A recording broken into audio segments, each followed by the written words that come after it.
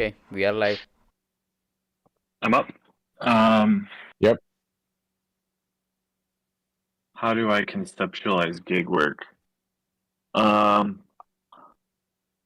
there was a quote in here. The role of the consultant is to participate in non-routine institutional patterns and kind of bridge gaps and fill in cracks and stuff. And um, that's something although I've never been indie or really even classified as a consultant. That's always the role that I've played. And it's like the kind of get shit done mentality of like, we don't know how to do something, we'll figure out how to do it, and it will get done, which is very much in the, I guess, people school of like, we're here to do things and not necessarily just theorize about them and feel good about them.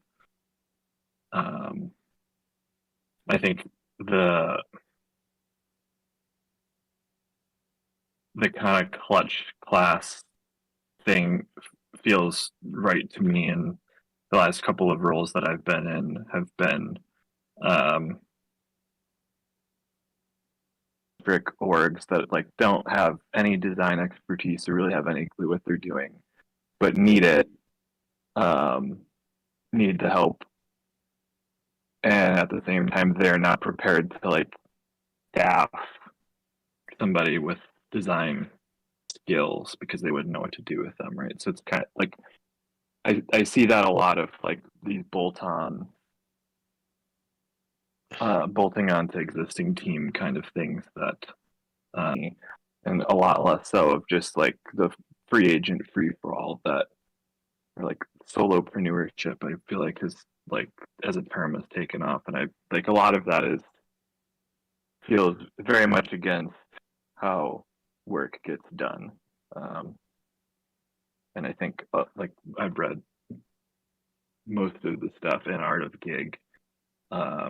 And that was, I think that's like, the under the API layer. It's like, yes, there's always going to be a role for that, but is it the kind of role that you want? So yeah, I don't think I have anything else to say, so I'll pass it on to Daniel.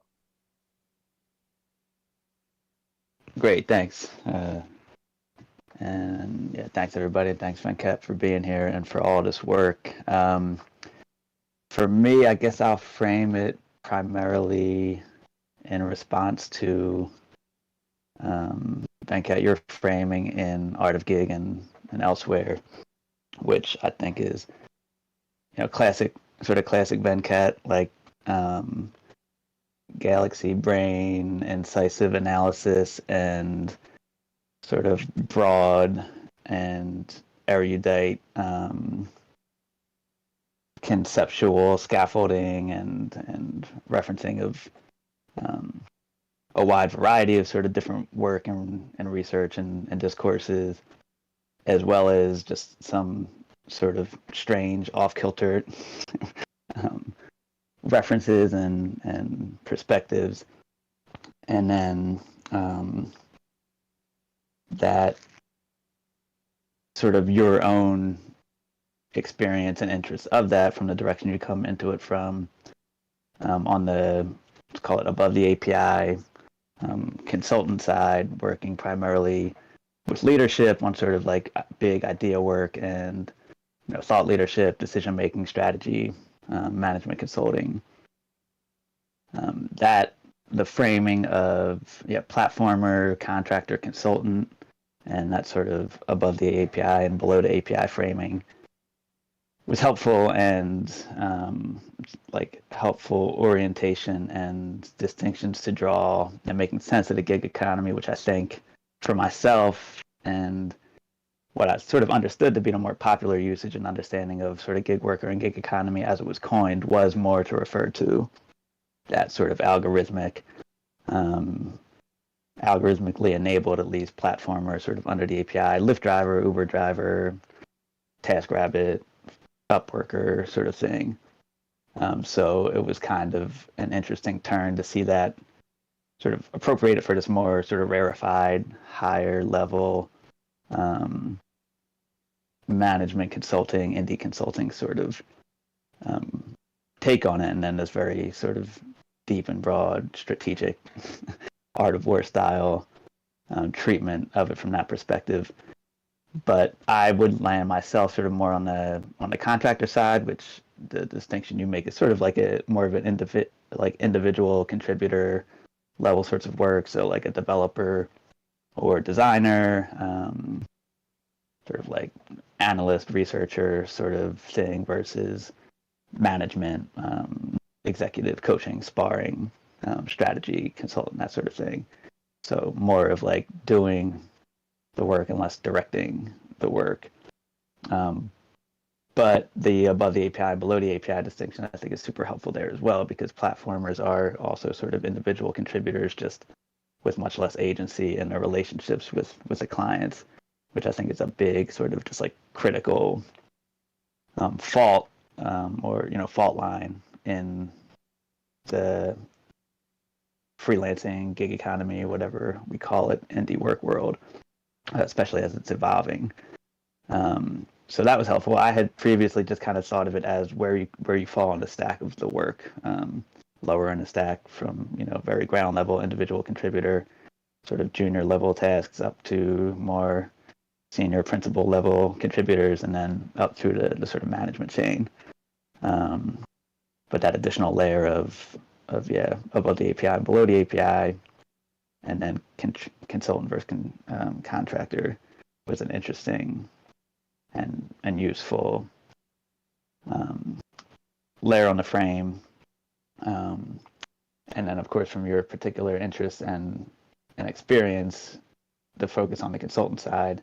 But it does leave me wondering more about treatment for these other sides of the equation. So I know there's folks out there, tons of sort of just like grifty, scammy influencer types on the freelancing sort of platformer side, but then maybe bridging more like the Paul Millards and the Pass and folks doing somewhat more of maybe the sort of contractor creator side of things, although that might be another distinction, but I'll stop there because I've been rambling a long time, but I appreciate it.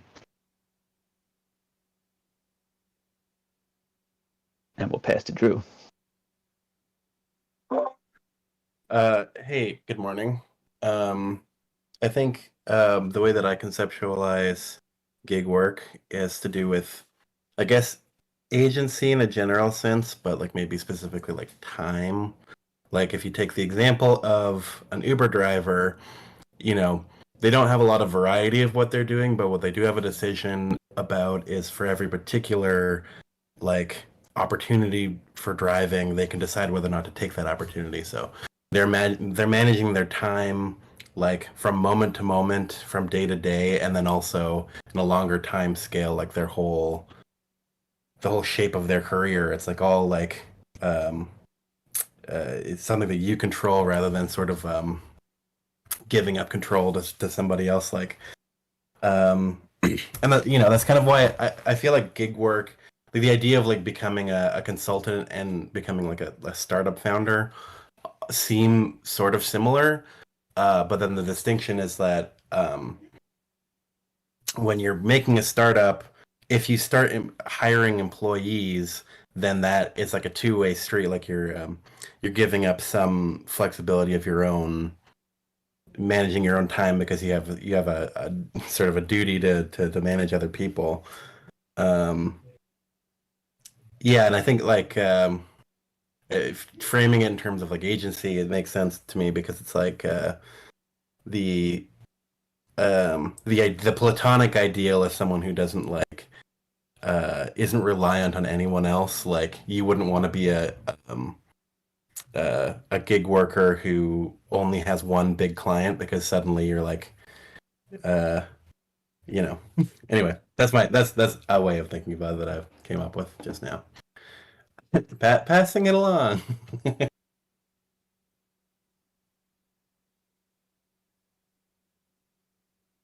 Yeah, I think we actually talked about the founder versus gig work distinction last week, and it's pretty cool to see.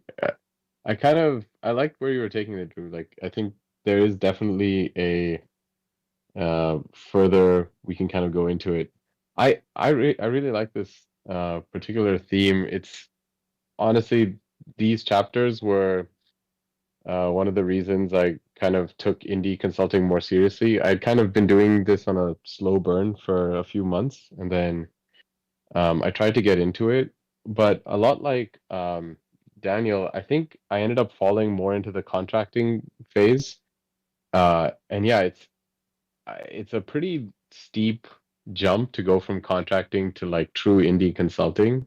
So I'm definitely I don't want to say I'm stuck in there, but it almost makes me feel like maybe I go from contractor to working full time again for another few years and then jumping back into indie consulting after I've done some sort of created some sort of asset that helps. Um, so I guess my main thoughts like overall were this is actually a really cool ideal and it helps frame the kinds of things that we need to do. Um, but because of I guess my own unique situations and definitely when I hear other people talk about their unique situations, there's a few gaps that they have to go plug and um, to basically make it into the clutch class.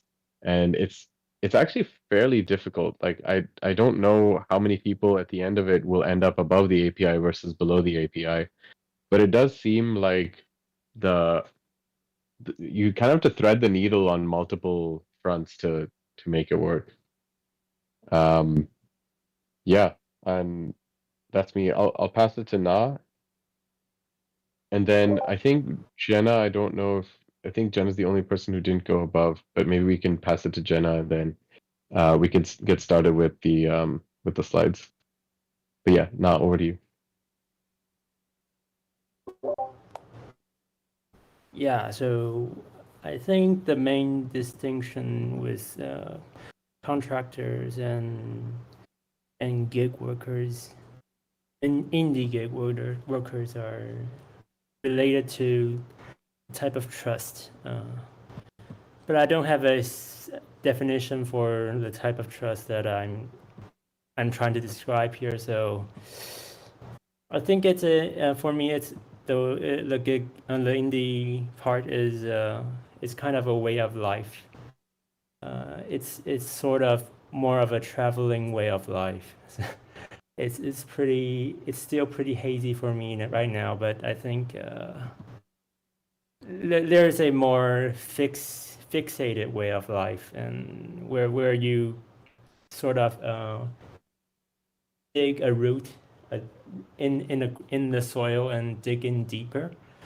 And there's this other way of life, which doesn't mean you don't have roots, but that the truth is that this is getting more travel-y than non-travel-y, I think. So that's my impression of the term, I think. Who am I going to pass on to? Is it Jenna? Thanks. Now I'll Yes. take a quick run at it in the sense that, to me, there's this essential level of chutzpah to thinking that you could figure out some part of a potential client's business that you get and can help on, that you know better than they do in some way. And so like that's when the magic happens. And the reading that we did today, this quick scan, included this bit about, if you're McKinsey, you can offer grinders who can do data work, like some kind of really grindy project that the company itself doesn't have the humans to do, and that none of us want to be that kind of a person probably. So I'm really looking forward to hearing Becca, what you've got to say, kind of whether you've updated your thinking at all or only doubling down on that whole, the way to survive as a gigster since the time that you wrote the original Substack Art of Gig that's rolled up into the book. Passing back now.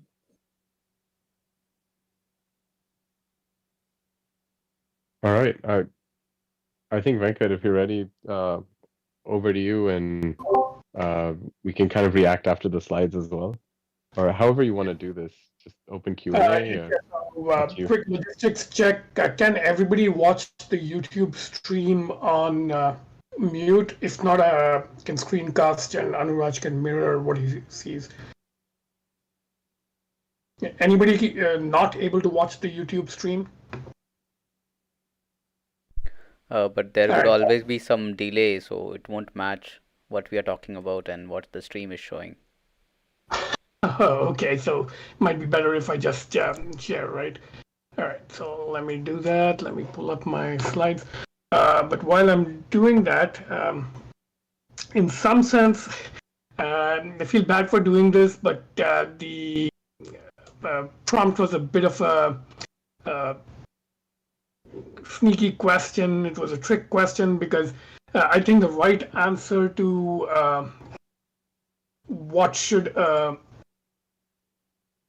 or how should an indie conceptualize themselves is not to conceptualize themselves at all, because that's really a luxury on the paycheck side of the fence. So hold on, let me just I'm on my desktop now. How do I screencast on desktop? Oh God. I can fire it up if you want me to. Yeah, I've got it open in that? Keynote. Yes, please Okay. do that. All right. Just yell click. Yeah. All right. So I was thinking about this this morning and how I actually conceptualize gig work myself, and I realized at a big picture level, I don't.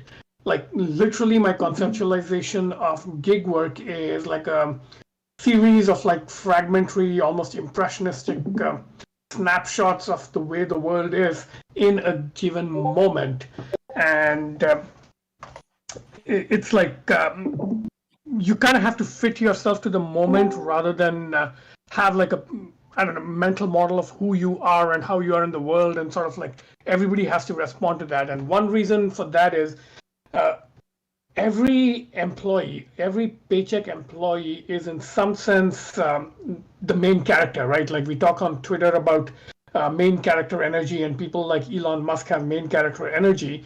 But the normal industrial workplace is designed for everybody to kind of have at least a small bit part character energy. And the thing about consultants is it's fundamentally fragmented and discontinuous. You're at one client and you're talking about something, and then you move to another client and you're talking about something else. And you kind of have to inhabit different personas as you move from role to role. And this can be kind of like very threatening to people with really strong identities of who they are and how they work. And this is actually a failure mode I've seen in many indie people. Like they agonize more and more about who they are in the indie world, and they kind of like spiral into this.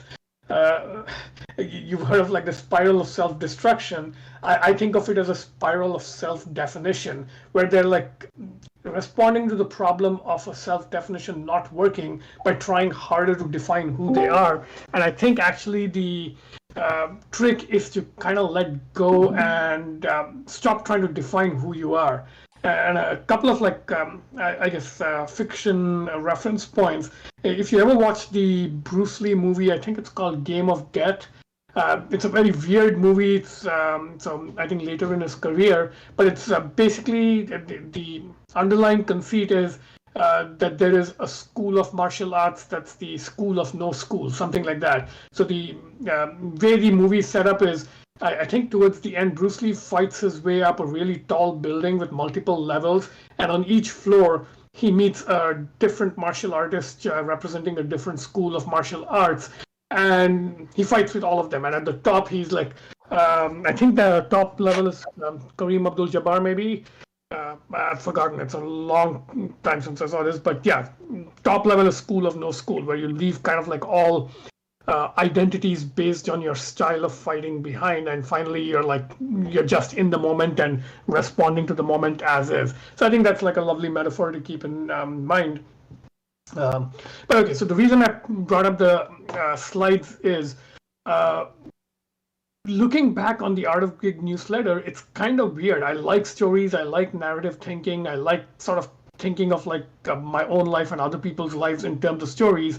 But consulting is one area of my life where I explicitly don't think in terms of like traditional stories, at least, because that privilege belongs to the client. So I think I had one article about this called The Shadow's Journey, which is not in the book, I think, because it's one of the fiction pieces. So for those of you who don't know, in the original newsletter, I wrote a bunch of non-fiction pieces plus some fiction pieces. The fiction pieces are not in this 2-volume collection. But one of the fiction pieces was called The Shadow's Journey, and it basically explored the idea that the hero's journey actually belongs to the client, and therefore you have to play the Shadow's Journey part. Yeah, I'm wandering a little bit all over the place. But yeah, so if you're doing sort of the Shadow's journey and not the main character, but in the shadows, you have to kind of like think of your life as a series of disconnected moments, and maybe in like some philosophical sense they tie together, but they're not going to form a typical hero's journey. And the reason I think my thinking ended up in all these little snapshot visuals, and there's so many images in the book, is that I was basically thinking of each situation on its own and making up like a frame for then and there. So almost a disposable throwaway frame for using in a particular situation. So these pictures in the book, and the slides is all the pictures in the book, is basically snapshot conceptualizations of a particular situations. So let's do this like a fun game style. So Jenna, if you can start scrolling through the slides, maybe dwelling on like each for 10 seconds at a time. And anybody who wants me to say more about a particular slide, just yell, stop, or pause on the slide while it's in dwell, and then I'll say a little bit more. So let's start with the first one. Yeah, let's try this. It might be a fun game. So very slow, 10 seconds at a time, and yeah, yell pause if you want.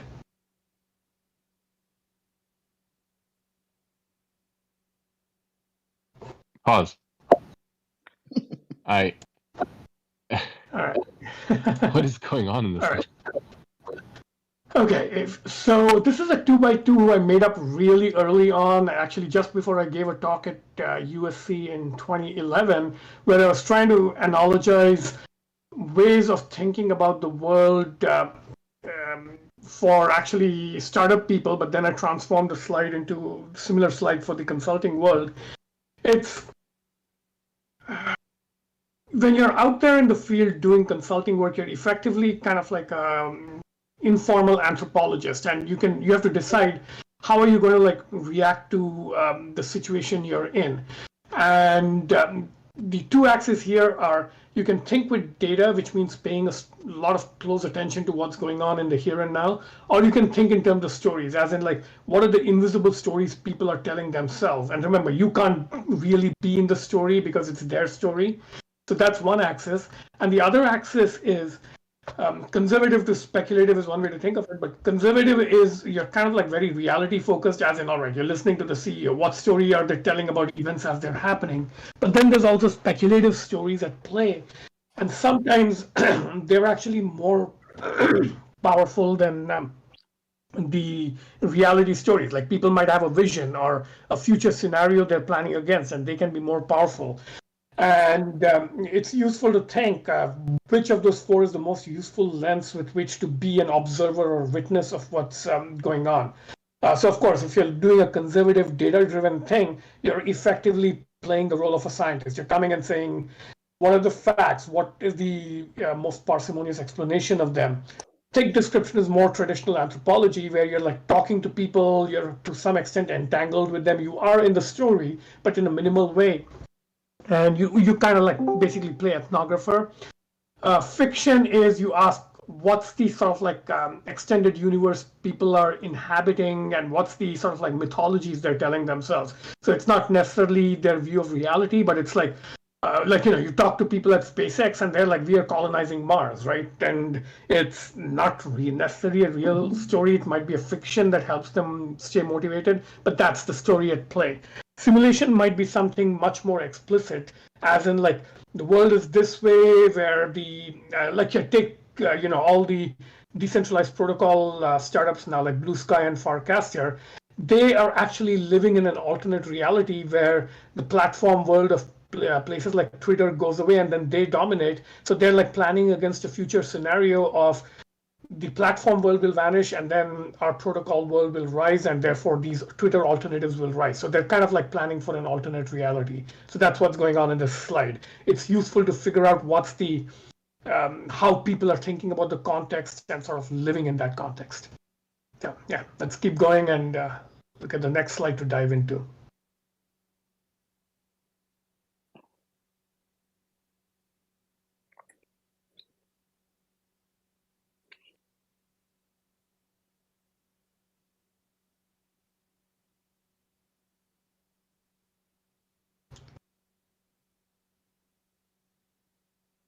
I'm going to stop pause on this one because I think it's an important one that resonated a lot when I was writing the newsletter.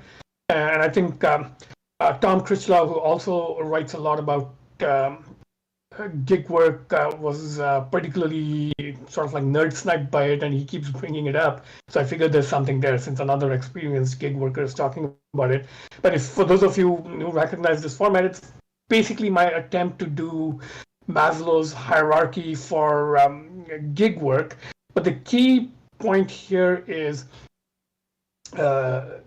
it's not a choice to rise up the pyramid, because my theory of what's going on with sort of managing your own psyche on a gig work career is the part that you have to manage kind of changes in sequence. So you have to obviously start at the lowest level of leads and deals. What leads do you have? What deals can you close? How do you actually get money in just to survive? And then you have to level up. All right, I have some stable leads. How do I actually manage free cash flow? Then what are you learning? How does your learning accumulate over time? Then you start asking the more philosophical questions of how am I adding value? How am I just like going through the motions to earn money? And how do I focus more on adding value? And finally, the equivalent of self-actualization in the Maslow hierarchy is like, what's your growth story? So again, I'm contradicting myself a little bit because I earlier said there is no story. But yeah, this is like the story of no story, or like, the pathless path story, as Paul Millard calls it. But the important point I want to call out on this slide is, if you stay stuck at a level, you will actually burn out at a sort of predictable time. So for example, if you just stay focused on leads, deals, like how do I like pray, cold call, emails to get some leads in, it's like soul destroying work, and you will burn out in 6 months guaranteed. Like if you can survive longer than 6 months in pure leads and deals work, you're probably not in the gig economy at all. You're probably an on-commission salesperson in the paycheck economy, because no gig worker I've met could survive that mode for long. Again, free cash flow is way too pragmatic. It feels very like, I don't know, like you're a very worldly wise, pragmatic person if you have the spreadsheet of free cash flow and you're thinking in very pragmatic ways. But again, you'll burn out if you don't level up to learning something at some point. And on the right column, it's similar kind of like how you view your situation. Like you might view yourself in a survivalist situation, mercenary. A shtick is an interesting one, where you have this little pitch in the way you present yourself, but it feels somehow shystery, or like you're a joke. You're making yourself into a meme. And again, that might last for about 3 years, but if you don't rise above that to slightly longer. So I'm distinguishing between a shtick and a fad lasts a little longer. You will burn out again. So beyond that, it goes to like integral, where it's like, all right, you're a real person now. You're no longer a cartoon. So that's my little pause story on this slide. Let's keep going.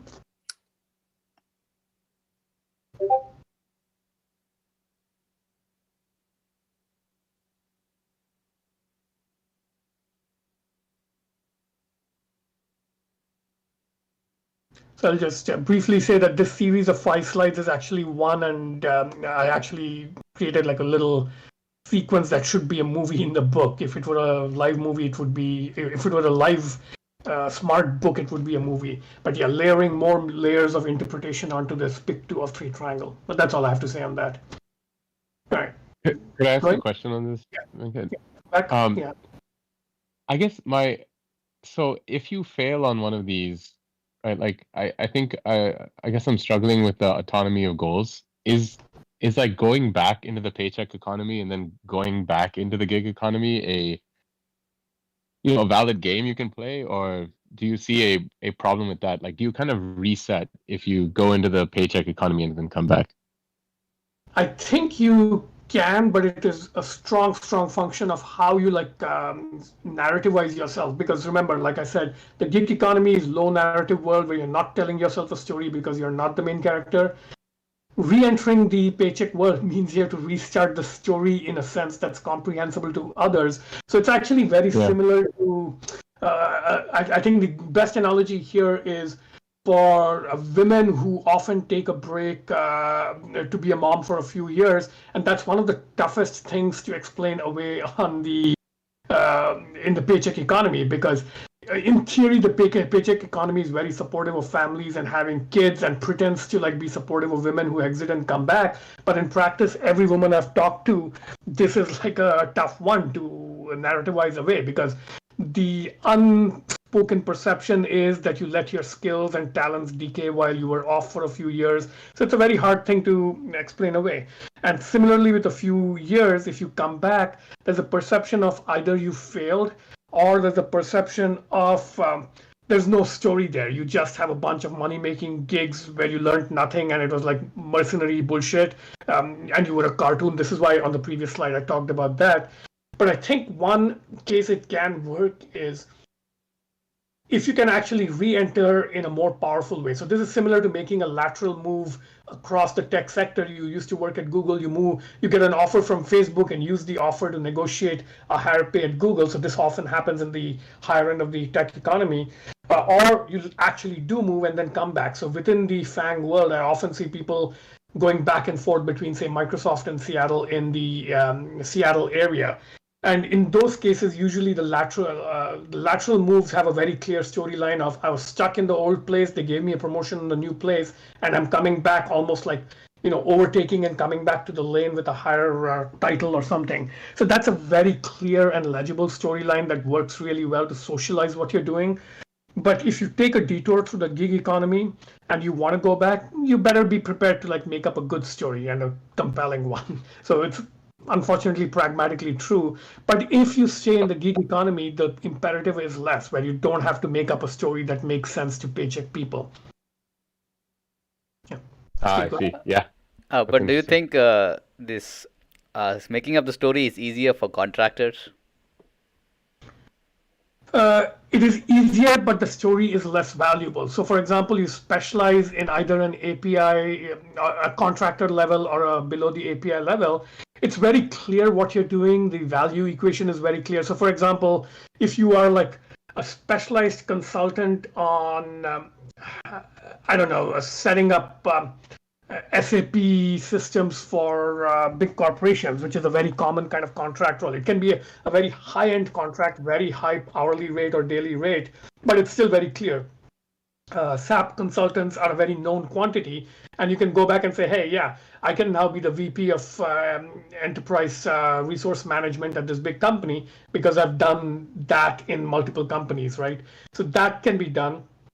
But it's a story that puts you in a box that if you then get bored of that box, working yourself out of that box will be hard, because then you'll have to explain how are you not just this one-trick pony who can only do the one thing really well, even if at VP level. And if suddenly you develop an interest in marketing or R&D and you want to move out of the box, it'll be hard to sell yourself. Whereas if you've been doing a more loose kind of consulting, it'll be much easier, even though the story is harder to tell initially. Later on, the story is more flexible and fluid because you can reinterpret it and say, oh yeah, back when I was a consultant, I did this particular gig where I learned this particular subtle strategic game, and I can now apply that here. So it's a much less confining story, even though it's harder to tell. All right, let's continue the scrolling.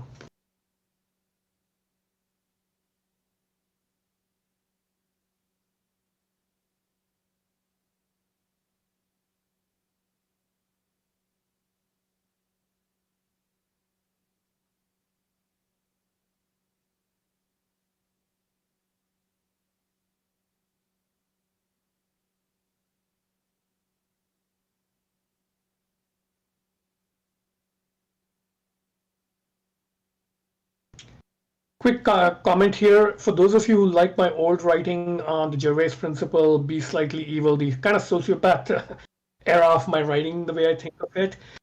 This is roughly that for the gig economy. I think this is the essay, if you read it in the book, it's the one where I kind of like get most into the insider sociopath politics of gig work, which is kind of hard to navigate from an outsider perspective, but you have to get good at it, especially at the strategy consulting level. I had a sort of related curiosity around not the Gervais principle so much, but avoiding or navigating the Peter principle when you're working primarily with leadership, as you sort of advocate and as like consultants sort of do by nature. Yeah, I won't say more about my personal experience on that, but I'm curious about navigating Peter principle. I know you mentioned it some in the book as well. Yeah, so the Peter principle is that you get promoted to your level of incompetence. So, the logic is that each promotion is justified by you doing well at the previous level. So the final promotion that you ever get will be the one that puts you at a level where you are actually incompetent, and then you get promoted no further. This, I think, is actually... So then, sort of by definition, most leaders should be incompetent if the principle holds. Yes, and I think the Gervais principle, one of the reasons I came up with that was I think the Peter principle is basically wrong because it suggests the entire organization is full of incompetence. I think this is true of people who rise up the traditional hierarchy, sort of middle management to like just below senior management. So something like, director level in the tech industry tends to be the top of the Peter principle band, as I think of it. Like the moment you get a VP title or senior director, maybe you're entering the lower rungs of the executive world. But the executive world is typically not governed by that logic. It's governed by Gervais principle promotion logic, where you're fast-tracked through this one level by one level thing. But yeah, both principles have some validity to them. And I would say the equivalent in the gig economy is getting put in the contractor box means you're stopping short of being promoted to your incompetence level. And actually, one of the things you often hear is a lot of people who are like in the contractor box and are itching to be made a strategic partner, and they're like, oh, they only bring me in as a marketing consultant or an SEO consultant or a cloud cost consultant, and I really want to leave that grunt work behind and start supporting the CEO in more strategic decisions. And it's a very, very hard move to make. And the reason is that if you get trialed at that level, like say maybe the CEO has been listening to your pitch about like a very specialized thing for a long time and agrees to have like a 1-hour strategy call with you, but is not super impressed by that, he or she is not going to give you more of that work. You'll be back in your box. So the chances of making a Peter principle type promotion mistake with contractors or consultants is actually very low, because there's a very cheap way to try out people in tasks, and if they don't work, you just don't give them that kind of work anymore. So I think the gig economy is relatively secure from the Peter principle effect, because nobody keeps like an incompetent around in a consultant role for too long, because they're so easy to fire. And the reason it happens in traditional paycheck is people get promoted to their level of incompetence, but then they become deadwood and they're really hard to fire because they're full-time employees with a little bit of political connections. But yeah, that's all I'll say on that. There's a lot more to unpack there, but let's keep going and yeah.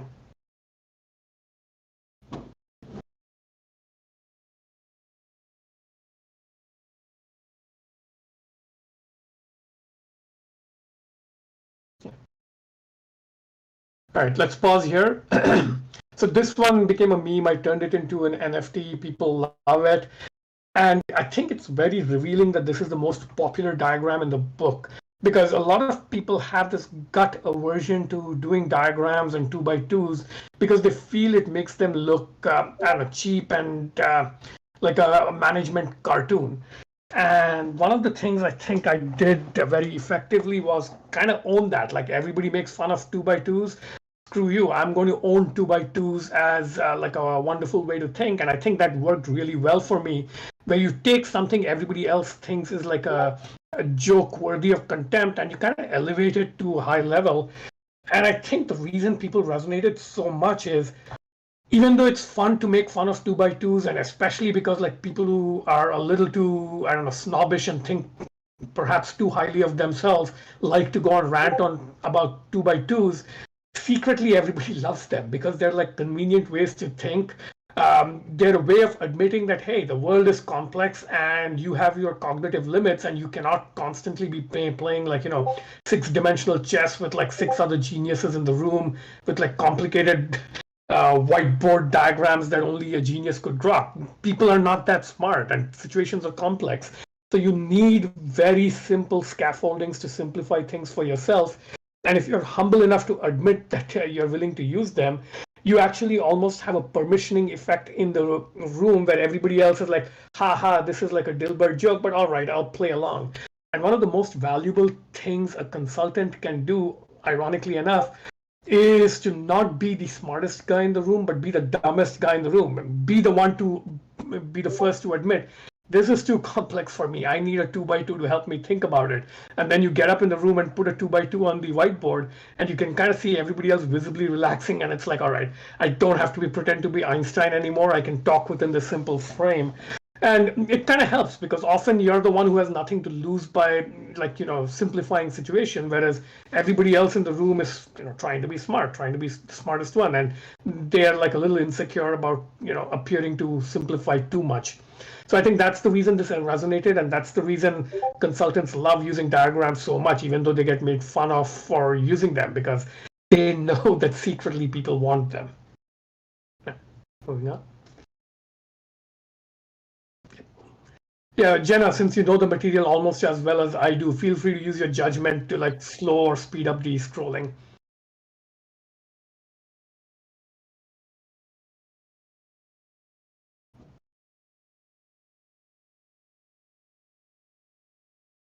All right, let's quick hit pause here. So I'll just say very briefly here that when you enter an organization, a paycheck employee is viewed in a default way based on the role they were hired into, the job description, the level. So if you get hired as like, senior principal engineer who's going to be doing machine learning and leading a team of 10 people, it's very obvious who you are. You walk in, there's the intro meeting where people introduce you. It's very easy to introduce yourself in 30 seconds. Everybody knows who you are and what slot you're filling immediately. If you're walking in as a consultant, socializing yourself is one of the most important things you have to do. And a big part of that is, of course, who brings you in, especially at senior levels. The executive that hires you plays a strong role in how you're perceived, right? So, for example, if a senior executive has been hired as a VP or CEO and they've been brought in to particularly, say, clean up house, maybe the software org is a mess and it has to be, there's a lot of firing and reorgs that have to be done. So the exec is already seen as a religious reformer, holy warrior who's going to come and like read the riot act to people and be the tough guy and fire everybody. And you're coming in on their coattails. There is no way you're going to be viewed as like a nice person who's going to like, make everything good and easy for everybody. You're going to be seen as the auditor or inquisitor who's helping this religious warrior do their job. So, but beyond that, of course, there's some room for maneuvering. You will have some freedom in how you're perceived and sort of like figuring out how to appear on the scene. So think of yourself as entering the stage. How do you like socialize your entrance? Which meeting do you sort of introduce yourself in? Do you like talk to people one by one, or do you ask to be included in a bigger meeting where you get a chance to like do a 5-minute spiel? Or do you want to like enter via like a workshop where you do like a 1-hour talk? These are all not just like, they're not about you. So too many consultants get caught up in, hey, I want to be in the spotlight. I want to do a nice talk and be viewed as like a great guy. No, this is a very instrumental tool that's designed to socialize you in the organization. So you should match that to the situation.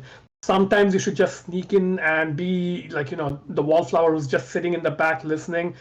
Sometimes that'll be too intimidating. So you should introduce yourself. Sometimes you should like just very clearly signal, hey, I'm here to do some reorg. There are going to be layoffs and I'm going to be talking to people. So this is like the moment in office space where the two consultants come in and they're like pretty open about it. We are going to be firing people, and people sense that and react with anxiety. So you have to design your halo. And of course, since you have to pick a different halo for each situation you're in, you don't really have a true halo, unlike paycheck employees. So you kind of are like this trickster who appears in a different guise in different situations. Moving on.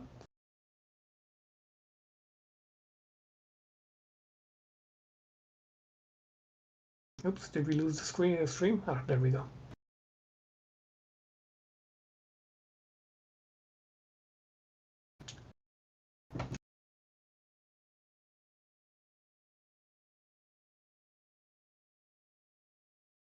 Can we pause and go back a little bit?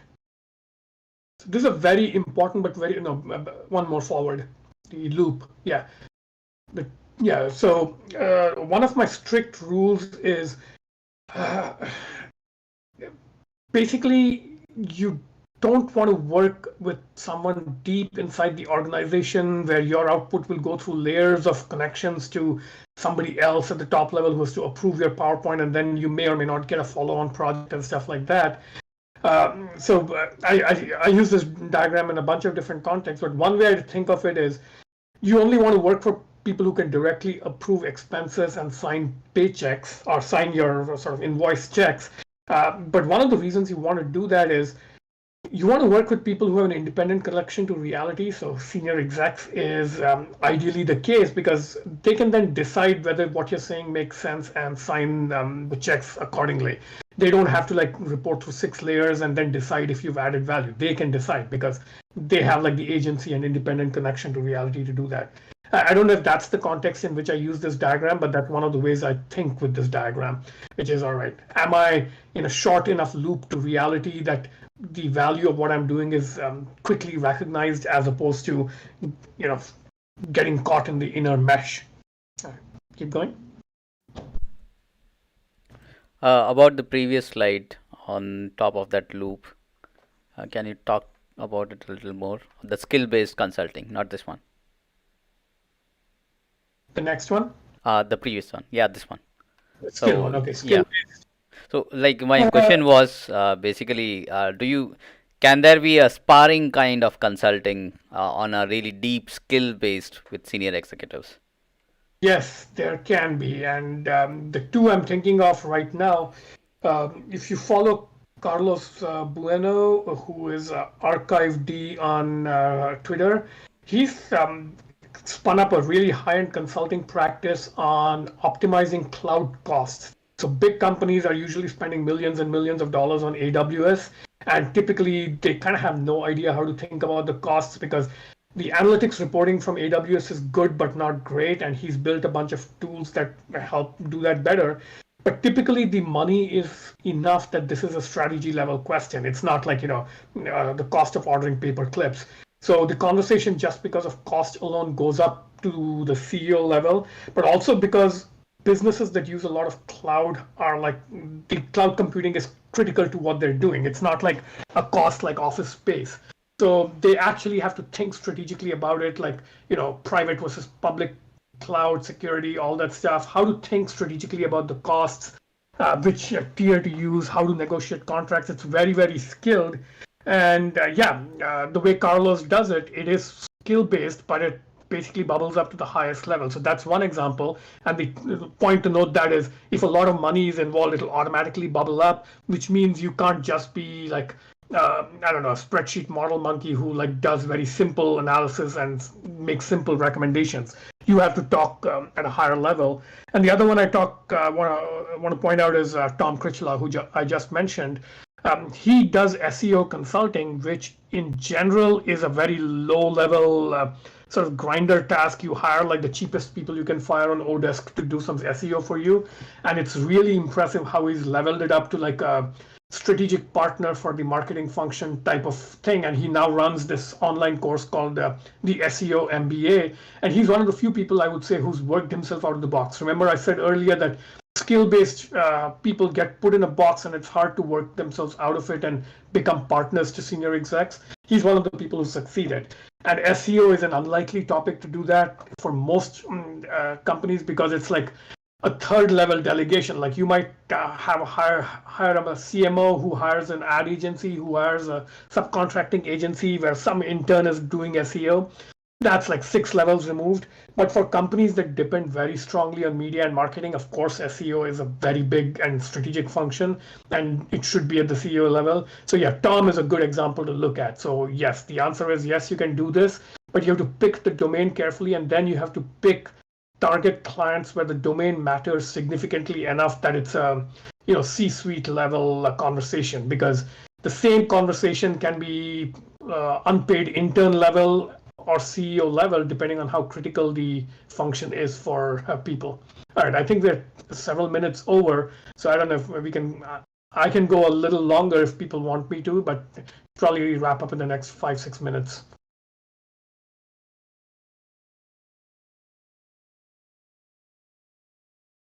We are at slide 39, right? So at 40. Okay, yeah, let's just relatively quickly scroll through all of them, and maybe we can take 1 or 2 more pauses at most.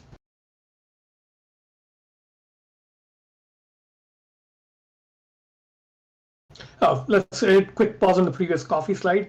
I do think it's very important for consultants, and especially consultants, but also contractors and platformers, to have like a sense of the history of business from a consultant's point of view, because most history of business and the economy is written from the corporation's point of view. Like if you read business history books, it'll all focus on like, all right, there was the era of like artisan small companies, then there was the big scaled robber baron era, there was the conglomerate era, then the strategic efficiency era. It's all the biographies of big companies and the charismatic CEOs who run them. So it's important to get a sense of this sort of like shadow history of consulting. And I have this metaphor of like ages of coffee that I apply to like 4 waves of consulting. So we are now in the 4th wave of consulting, in my opinion. Yeah. Moving on.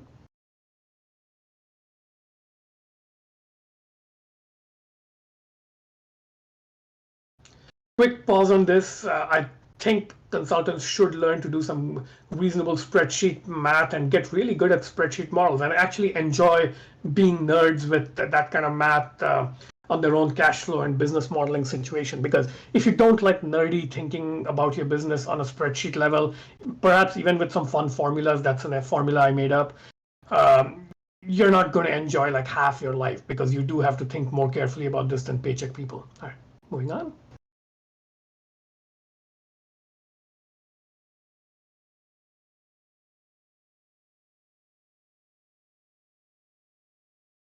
Let's flip back and forth between these 2 photographs a little bit, because I want to say 30 seconds worth.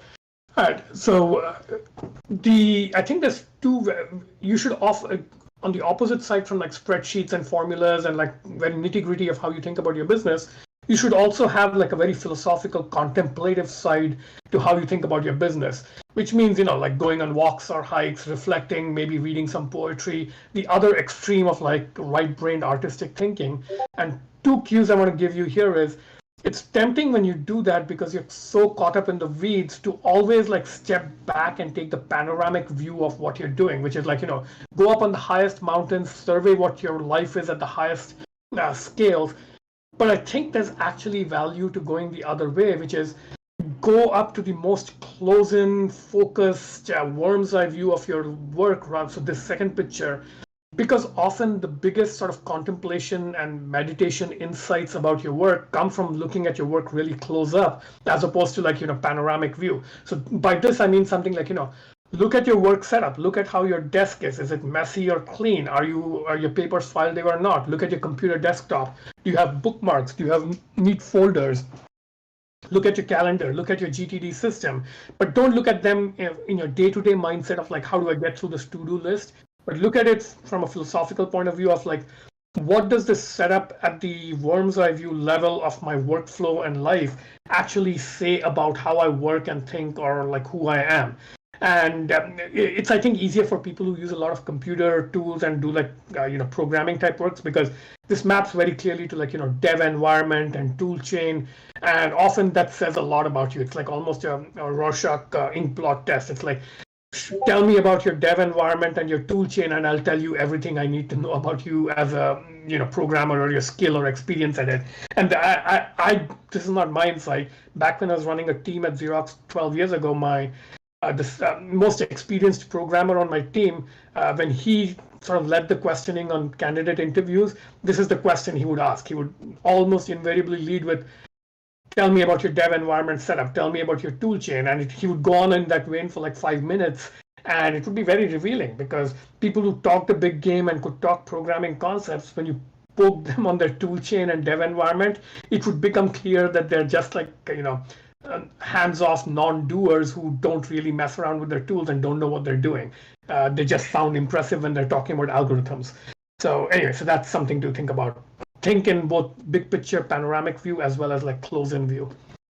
All right.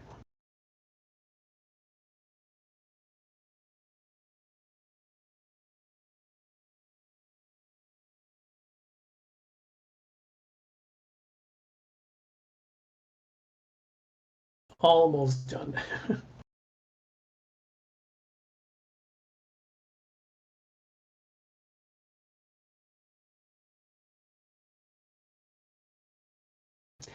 Let's pause on this slide also. There is a larger social narrative of who gigsters are. So there are people who are like, the gig economy is going to take over the world and paycheck people are inferior. I call that kind of like the gig supremacist. And I think that's a bad place to be. The right quadrant to be is really experimental gigster. And I think one reason Paul Millard and I and Tom Critchlow kind of get along, and we had so many conversations while I was writing the newsletter, is I think we share this experimental gigster mode, and it shows up in different ways in our the ways we talk about it, which is trial and error. Think of yourself as like a startup type person. You don't have to prove you're superior than paycheck people. You need them. Nor do you have to be like this super utility function optimizer, lifestyle designer type, which is I think the Tim Ferriss world that I'm not a big fan of. Nor do you have to be this artistic person telling a very interesting story about yourself, which I think of as the gonzo gigster. All right. I think we can finish up. We have 4 more slides, I think. I have a lot of images. This is fun. Okay, I think that was it. All right. So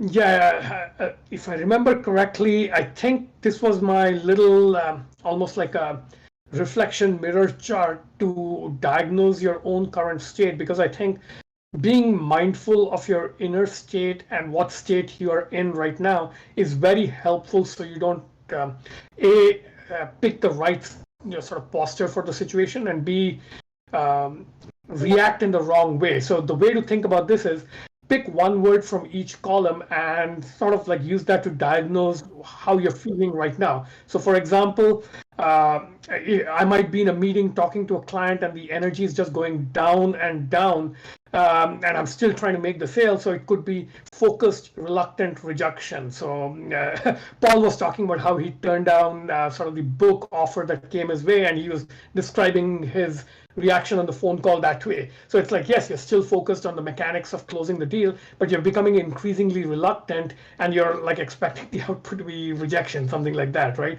Or take any random combination usually describes an interesting state. So like probing, hungry, responsiveness. So you're like really eager and hungry for closing the deal, and you're like very eagerly responding to everything the client is saying and almost being too responsive perhaps.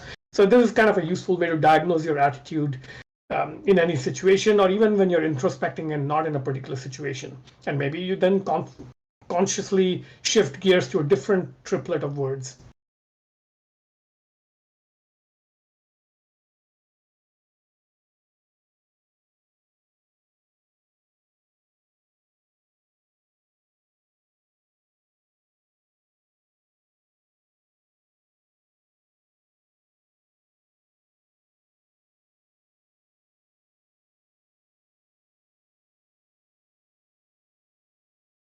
Mm-hmm.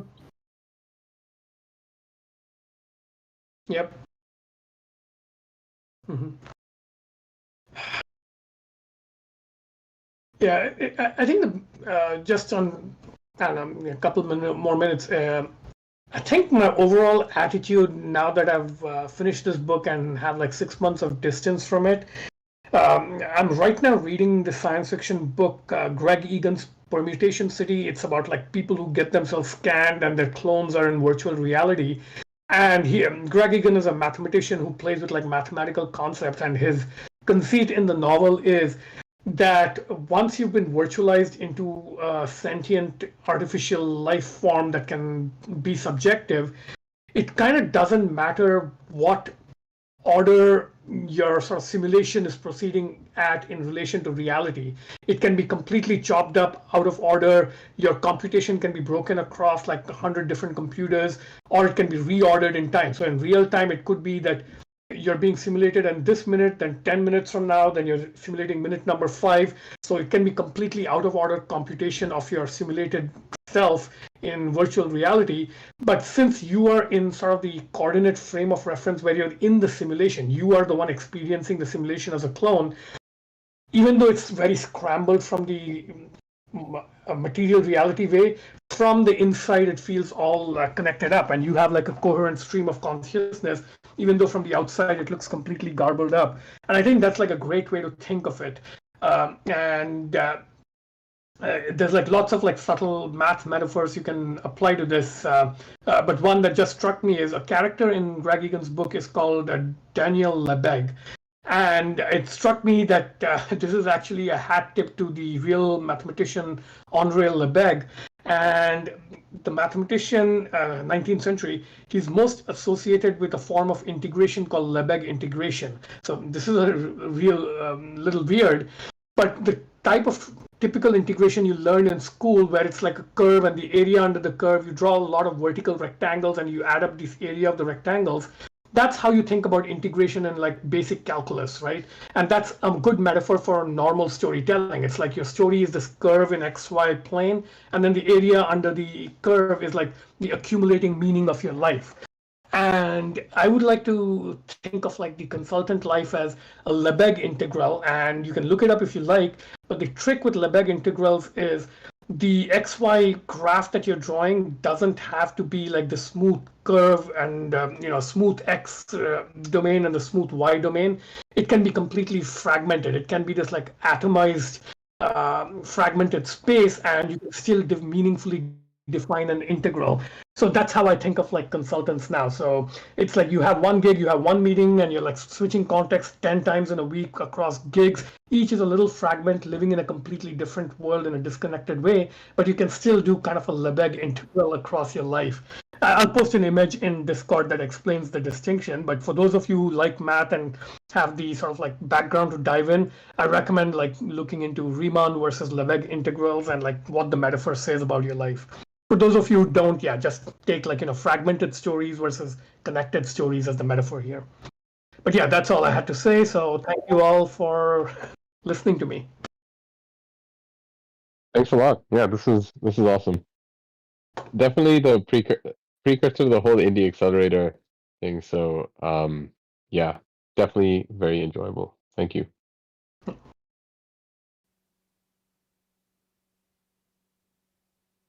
Yeah. We can read a couple chapters every quarter, if Venkat's still up for it. Yeah, happy to do it. I mean, I do have to market this book along the way, so nice to have like a track to just produce content around it. So I'll be boosting this recording quite a bit. So anyway, thanks everybody again, and thanks Anuraj for handling these screencasting logistics.